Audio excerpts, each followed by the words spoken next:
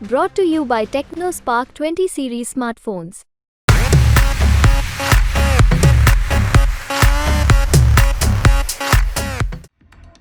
जिस तरह ईरान ने इजराइल पर हमला किया है, ऐसे में अगर भारत पर भी इजराइल जैसा हमला होता है तो भारत क्या करेगा?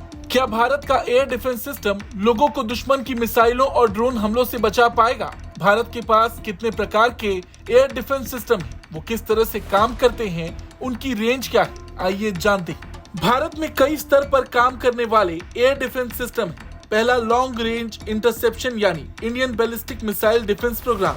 दूसरा इंटरमीडिएट इंटरसेप्शन यानी S-400 Triumf air defence system. तीसरा शॉर्ट रेंज इंटरसेप्शन यानी आकाश एयर डिफेंस सिस्टम। चौथा वेरी शॉर्ट रेंज इंटरसेप्शन यानी मैन पैड्स और एंटी एयरक्राफ्ट गन्स। तो चलिए शुरू करते हैं Indian ballistic missile defence programme से। इस प्रोग्राम के तहत कई रेंज की बैलिस्टिक मिसाइलों से बचाव के लिए डिफेंस सिस्टम बनाया गया है। इसके लिए 2 लेयर वाली इंटरसेप्टर मिसाइलें बनाई गई हैं। ये है पृथ्वी एयर डिफेंस, जिसकी मिसाइलें बेहद अधिक ऊंचाई पर जाकर दुश्मन टारगेट को बर्बाद कर सकती हैं। दूसरा है एडवांस एयर डिफेंस। इसकी मिसाइलें कम ऊंचाई वाले टारगेट्स को मार गिराने के लिए बनाई गई।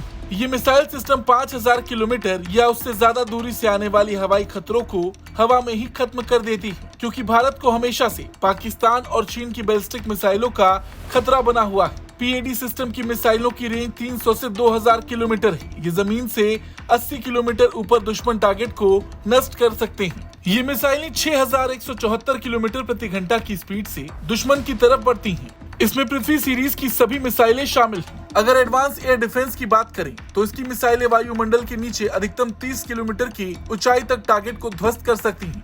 इनकी ऑपरेशनल रेंज 150 से 200 किलोमीटर है। ये मिसाइलें 5556 किलोमीटर प्रति घंटा की स्पीड से दुश्मन की तरफ बढ़ती हैं। अगर वहीं बात करें इंटरमीडिएट इंटरसेप्शन यानी S-400 एयर डिफेंस सिस्टम की, तो S-400 एक बार में एक साथ 72 मिसाइल छोड़ सकती हैं। इस एयर डिफेंस सिस्टम को कहीं मूव करना बहुत आसान है, क्योंकि इसे 8x8 के ट्रक पर माउंट किया जा सकता है। -50 डिग्री से लेकर -70 डिग्री तक तापमान में काम करने में सक्षम इस मिसाइल को नष्ट कर पाना दुश्मन के लिए बहुत मुश्किल है, क्योंकि इसकी कोई फिक्स पोजीशन नहीं होती, इसलिए इसे आसानी से डिटेक्ट नहीं कर सकते। S-400 मिसाइल सिस्टम में 4 तरह की मिसाइलें होती हैं, जिनकी रेंज 40, 100, 200 और 400 किलोमीटर तक होती है।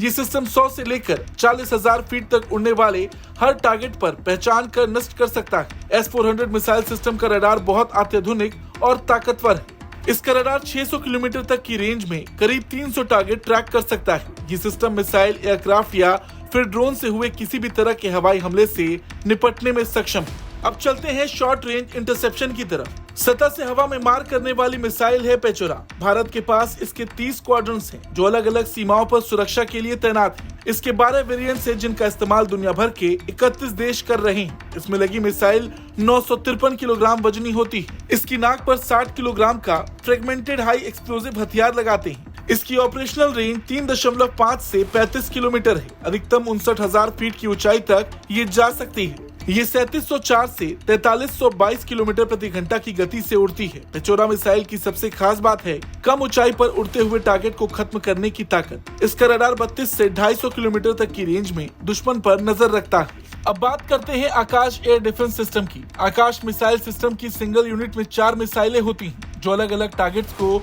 ध्वस्त करती हैं। देश में इसके 3 वेरिएंट मौजूद हैं। पहला आकाश MK, इसकी रेंज 30 किलोमीटर है। दूसरा आकाश MK2, रेंज 40 किलोमीटर। तीसरा NG, रेंज 80 किलोमीटर। आकाश NG 20 किलोमीटर की ऊंचाई तक जाकर दुश्मन के विमान या मिसाइल को नष्ट कर सकती है। हालांकि देखा जाए तो ये लिस्ट बहुत लंबी है। कुल मिलाकर कोई भी दुश्मन देश भारत से टकराने से पहले एक बार नहीं 100 बार सोचेगा। भारत के पास एक से एक हथियार है, जो मिनटों में बाजी पलट सकते हैं। खैर, भारत के रक्षा कवच को लेकर आपका क्या कुछ कहना है? कमेंट करके जरूर बताएं। ब्यूरो रिपोर्ट, भारत तक।